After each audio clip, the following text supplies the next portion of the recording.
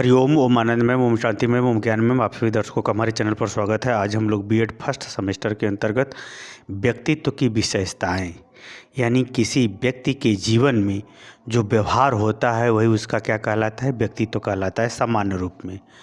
परंतु जो व्यवहार होता है उस व्यवहार की क्या विशेषता है, वो कैसे बनता है, या वो उसका क्या प्रभाव होता है, या उसके निर्माण के पीछे किन गतिविधियों की क्रियाशीलता होती है, उसी सब बातों के विषय में हम लोग विशेषता के विषय में अध्ययन करेंगे। वास्तव में जो आदमी जैसा सोचता है वैसा व्यवहार करता है। इसीलिए कहा जाता है व्यवहार से पहले उसका मानसिक व्यवहार बनता है। इसीलिए कितने मनोवैज्ञानिकों ने मनोदैहिक अवस्था को ही व्यवहारी में क्रियाओं के माध्यम से व्यक्तित्व कहा जाता है, ऐसे भी लोग परिभाषित किए हैं। यद्यपि व्यक्तित्व का अर्थ 5-7 प्रकार से मैं बताया हूँ, जो आप प्ले लिस्ट में जाएंगे तो वहाँ से आपको उसके अर्थ वाले वीडियो में प्राप्त होगा आपको। तो आइए हम लोग व्यक्तित्व की विशेषताओं के विषय में देखते हैं, डिटेल में अध्ययन करने का प्रयास करते हैं। आइए, व्यक्तित्व की अगर हम बात करें तो व्यक्तित्व को जो बनता है या व्यक्तित्व में जो विशेष गुण होते हैं उसमें पहला है आत्मचेतना। ये आप जान लीजिए, आत्मचेतना, आप अपने विषय में कैसे सोचते हैं, क्या अपने को मानते हैं, कितना आप जो है अपने स्वरूप को किस रूप में बनाना चाहते हैं, उस पर आपका व्यक्तित्व निर्भर करता है। या व्यक्तित्व की विशेषता यानी जो व्यक्ति अपने विषय में जैसा सोचता है, जैसा समझता है, जैसा मानता है, जैसा अपनी संतुष्टि के लिए करता है, जैसा वह अपने आप में किसी कार्य के लिए प्रेरित होता है, वही उसके व्यक्तित्व का आधार बन जाता है, वही उसके व्यक्तित्व का स्वरूप हो जाता है। अर्थात आत्मचेतना ही व्यक्तित्व का स्वरूप निर्धारित करती है। यह इसकी पहली विशेषता है। दूसरी विशेषता है सामाजिकता। ये आप जान लीजिए, इस संसार में जो कुछ है सब समाज में है। आप सुंदर हैं या कुरूप, समाज बताता है। आप अमीर हैं या गरीब, समाज बताता है। समाज के ही धन से आप धनवान होते हैं। आप अलग से करेंसी लिया करके अमीर थोड़ी नहीं होते हैं। समाज के ही धन से आप धनी होते हैं। समाज में धन नहीं रहेगा तो आप निर्धन होंगे। अर्थात समाज में संबंधों का जो नाता समाज में बनता है, व्यक्ति व्यक्ति के बीच में, व्यक्ति और निर्जीव के बीच में, व्यक्ति और धन के बीच में, व्यक्ति और वनस्पति के बीच में, व्यक्ति और जीव जंतु के बीच में, यानी समाज में जो कुछ भी संबंध बनता है उन संबंधों के आधार पर जो आपका व्यवहार होगा वो व्यक्तित्व का निर्माण करेगा। यदि आप अच्छा सामाजिक संबंधों के आधार पर अगर अच्छा व्यवहार करेंगे तो आपका अच्छा व्यक्तित्व होगा, खराब व्यवहार करेंगे तो खराब व्यक्तित्व होगा। कहने का मतलब हमारा ये है, समाज में जो धर्म है, रीति रिवाज है, परंपरा है, खान पान, रहन सहन, बोली भाषा, मूल्य, आदर्श, पैमाना, नियम, जो कुछ भी संविधान, जो कुछ भी समाज में बना हुआ है उसके अनुरूप यदि आपका व्यवहार होता है तो आपका व्यक्तित्व अच्छा है। उसके विरोध में होता है तो आपका व्यक्तित्व अपराधी प्रवृत्ति का होगा, गलत होगा, खराब माना जाएगा। कहने का मतलब ये है, समाज के अनुसार ही प्रत्येक गतिविधि, नियम, मान्यता और संस्कृति के अनुसार आपका व्यवहार ही आपके व्यक्तित्व का रूप बनाता है, रूप बताता है। दूसरी विशेषता यानी सामाजिकता के अनुरूप होना ही आपके व्यक्तित्व की विशेषता मानी जाती है। नहीं तो खराब होगा तो विशेषता नहीं मानी जाएगी, बुरा ही मानी जाएगी। अगला है समायोजन। समायोजन का ये तात्पर्य ये होता है कि व्यक्ति अपने आप में कितना सुलझा हुआ है, सरल है, व्यवस्थित है। जैसे आपको अनेक प्रकार का ज्ञान है, आपका व्यवहार नहीं ठीक है तो आप अच्छा व्यवहार नहीं कर पाएंगे, आप ज्ञान का सदुपयोग नहीं कर पाएंगे। आप अपने आप में कितना व्यवस्थित हैं, ये तो अपने आप में समायोजन हुआ। उसी तरह से दूसरे के संग आप कैसे समायोजित होते हैं, दूसरे के सुख दुख में कैसे समायोजित होते हैं, कैसा व्यवहार करते हैं, नाना प्रकार की समस्याओं में, विभिन्न प्रकार के समारोहों में, देश काल, विभिन्न प्रकार की परिस्थितियों में। ऐसा थोड़ी नहीं कि जहाँ आप हैं बस उतना ही समाज है। समाज अनेक रूपों में है, अनेक लोगों में है, अनेक व्यवहारों में है, अनेक क्रियाओं में समाज है। तो सभी देश काल, वातावरण के अनुसार जैसा आप समायोजित होंगे वैसा आपका व्यक्तित्व बनेगा, वैसा आप व्यक्तित्व आपका होगा, वैसा आपका व्यवहार होगा। यानी विभिन्न प्रकार की परिस्थितियों में, वह चाहे पर्यावरणीय परिस्थिति हो, चाहे मानव समाज की परिस्थिति हो, या फिर अन्य किसी समाज की परिस्थिति हो, उन परिस्थितियों में जैसा आप व्यवहार करेंगे, उपयुक्त व्यवहार करेंगे तो आपका अच्छा व्यक्तित्व है। खराब व्यवहार करेंगे, समाज के विरोध में व्यवहार करेंगे तो वह समायोजन गलत है। जैसे आपको भूख लगी है, बहुत तेज़ भूख लगी है, आपको खाना नहीं मिल रहा है, तो इसका मतलब आप चोरी करेंगे या संतोष करके सो जाएंगे। समझदार व्यक्ति चोरी कभी नहीं करेगा। क्यों नहीं करेगा? एक टाइम नहीं खाएगा तो मर नहीं जाएगा, वह संतोष करके सो सकता है। लेकिन अगर वही समायोजित व्यक्ति नहीं है तो एक टाइम खाना न मिलने के कारण से बहुत कुछ करने के लिए वह तैयार हो जाता है। तो कहने का ये हमारा तात्पर्य है कि विभिन्न समस्याओं में, परिस्थितियों में, हर्ष विषाद की परिस्थितियों में जब वह अच्छा व्यवहार करता है, देश काल वातावरण के अनुसार अच्छा व्यवहार करता है तो उसका अच्छा व्यक्तित्व बनता है, उसका अच्छा व्यक्तित्व बनेगा। अगर वो खराब व्यवहार करता है, मानवीय मूल्यों के विरोध में व्यवहार करता है तो वह समायोजित नहीं हो पाता। जैसे कम बुद्धि वाले बालक अनजान लोगों से बोलने में घबराते हैं, अनजान जगह जाने में घबराते हैं, क्योंकि वह जो है उस परिस्थिति में अपने आप को योग्यता क्षमता के आधार पर शांत या व्यवस्थित नहीं कर पाता। जो व्यक्ति जितना ही अच्छा होता है, जिसका व्यक्तित्व जितना ही अच्छा होता है, उतना अनुकूल और प्रतिकूल दोनों परिस्थितियों में वो अपने आप को व्यवस्थित करके उत्तम व्यवहार उस देश काल वातावरण के अनुसार कर लेता है। तो व्यक्तित्व की विशेषताओं में समायोजन एक अच्छे व्यक्तित्व का लक्षण है। जितना ही समायोजन से कोई दूर है उतना ही व्यक्तित्व खराब माना जाता है। अगला है कार्य की प्रकृति। जैसा आप कार्य करेंगे वैसा आपका व्यक्तित्व बनेगा। जैसे आप पढ़ेंगे तो अच्छा व्यक्तित्व बनेगा, मानव कल्याण के लिए कार्य करेंगे तो अच्छा व्यक्तित्व बनेगा। अब नेताओं की तरह से सही बात बोल करके गलत काम करोगे तो आप दोहरा व्यक्तित्व बनेगा। गाली सुनने जो लोग लाभ पाएंगे वो प्रशंसा करेंगे, जिन जनता का नुकसान होगा वो गाली भी देंगे। दोहरा व्यक्तित्व बन रहा है कि एकहरा व्यक्तित्व बन रहा है। वैसे दोहरे वाले लोग बिल्कुल अच्छे नहीं होते। कहने का मतलब जैसा कार्य का नेचर होगा वैसा आपका व्यक्तित्व बनेगा। इसलिए कहा जाता है कि जो चोरी करता है उसकी शक्ल भी चोर जैसी हो जाती है। अर्थात जैसा कार्य आप करेंगे अपने जीवन में वैसे आपका व्यक्तित्व बन जाएगा। वही आपके कार्य के आधार पर भी आपके व्यक्तित्व का निर्माण होता है। अर्थात कार्य की प्रकृति, आप पढ़ते हैं, तप करते हैं, त्याग करते हैं, सेवा करते हैं तो आपका व्यक्तित्व अच्छा बनेगा। कहने का मतलब ये है कि किसी भी कार्य को ईमानदारी से, धैर्य से, सहनशीलता के साथ, कष्ट को उठाते हुए यदि आप उसे पूरा करते हैं तो निश्चित रूप से वह कार्य अच्छे होंगे। क्योंकि हर अच्छे कार्य में पहले तकलीफ होती है, बाद में सुख मिलता है। तो अच्छे कार्य की जैसी प्रकृति होगी, जैसा आप काम करेंगे वैसा आपका व्यक्तित्व बनेगा। यानी कार्य के अनुसार भी व्यक्तित्व का निर्माण होता है। यह चौथी विशेषता है। पांचवी है लक्ष्य एवं उद्देश्य। जैसा आपका लक्ष्य होगा, जैसा आपका उद्देश्य होगा वैसा आपका व्यक्तित्व बनेगा। अब जानना जरूरी है कि लक्ष्य क्या होता है, उद्देश्य क्या होता है। उद्देश्य एक व्यापक अवधारणा होती है जिसमें हम दीर्घ काल की योजना बना के चलते हैं। जैसे हम अपने जीवन में एक सफल व्यक्ति बन सकें, एक सफल नागरिक बन सके, यह उद्देश्य हुआ। हमको पढ़ के नौकरी चाहिए, ये लक्ष्य हुआ।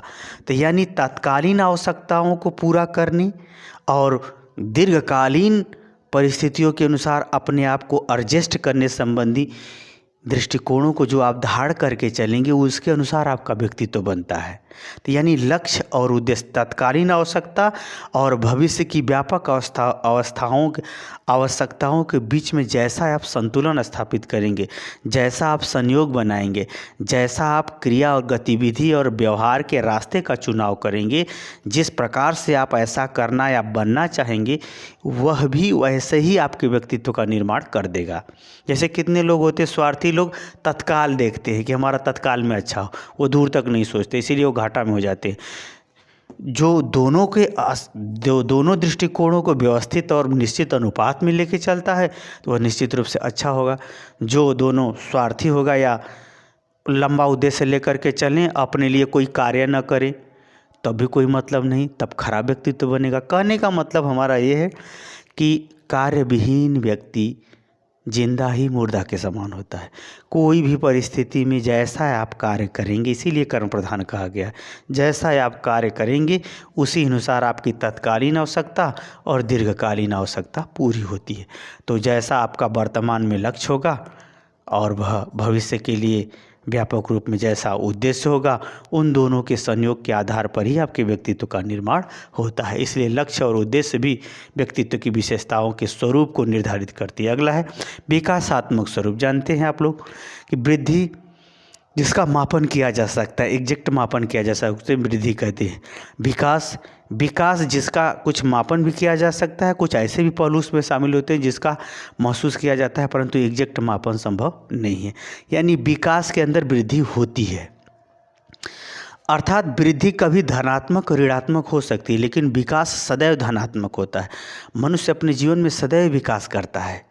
इसका अर्थ ये नहीं कि वो बूढ़ा नहीं होगा, हमेशा जवान बनाता रहे, ऐसा नहीं।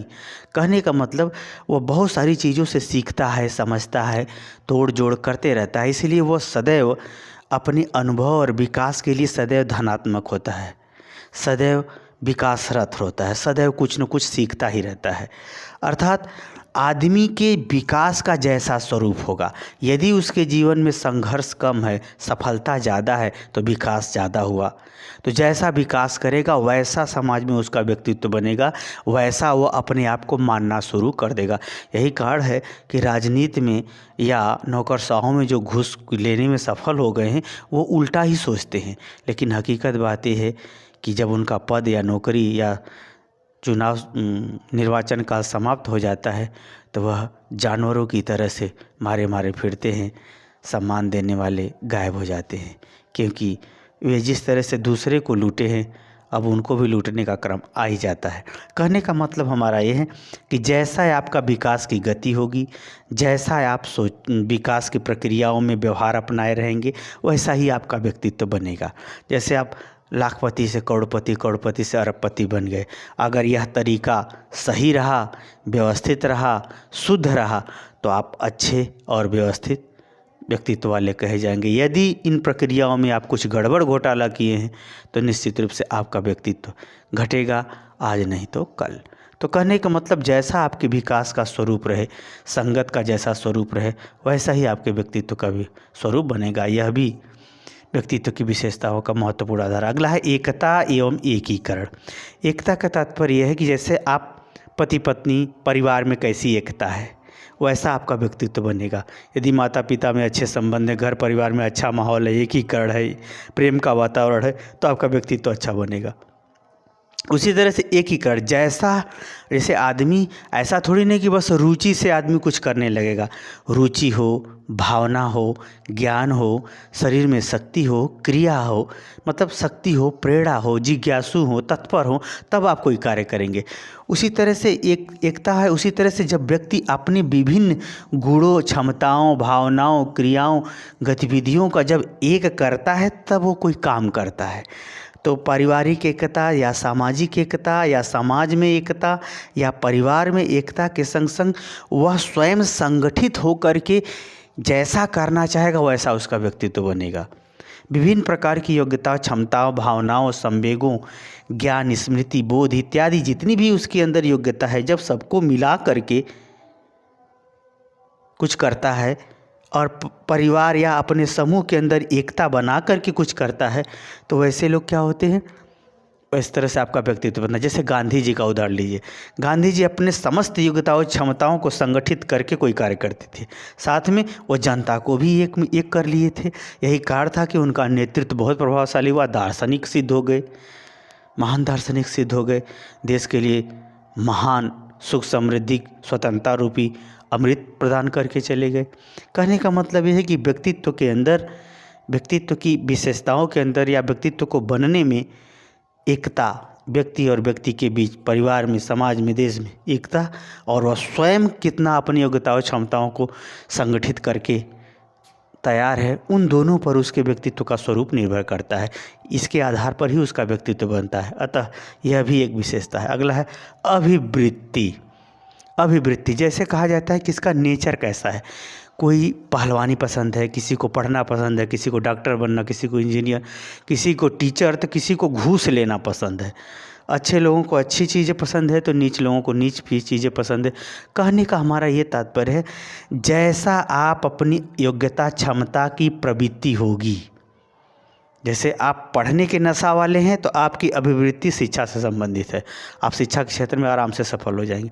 आदमी का जैसा नेचर जिस तरफ फोकस करेगा वैसा ही उसका व्यक्तित्व बन जाता है, उसके वैसे ही व्यक्तित्व की रचना हो जाती है। जैसे कोई जो है ठेकेदार बनता है, कोई जो है दार्शनिक बनता है, कोई नेता बनता है, कोई अधिकारी बनता है, तो आप जब उसको देखेंगे ध्यान से तो ऐसे लोग क्या होते हैं, किसी निश्चित लक्ष्य और उद्देश्य के प्रति जो है हमेशा एक प्रवृत्ति बना के चलते हैं, एक टेंडेंसी बना के चलते हैं, एक नेचर बना के चलते हैं, एक व्यवहार बना के चलते हैं, जिससे वह उस सीमा तक या उस लक्ष्य तक पहुंच जाते हैं।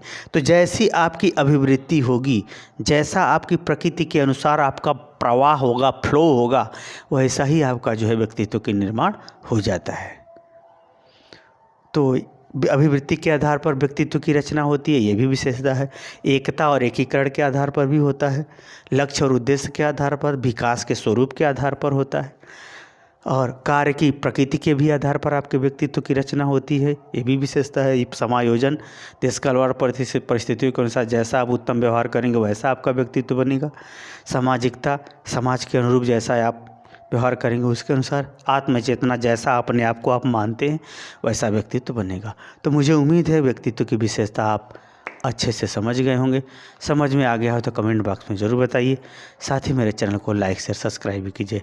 जैसे कोई अगर नाचना चाहे तब आप उसे नचा सकते हैं या नचाना सिखा सकते हैं, तो वह पहले अपने आप को नाचने में अपने आप को स्वीकार करता है कि मैं नचनिया हो सकता, तब वह उस तरह से पेशा अपना सकता है, उस तरह से नचनिया सिद्ध हो जाएगा।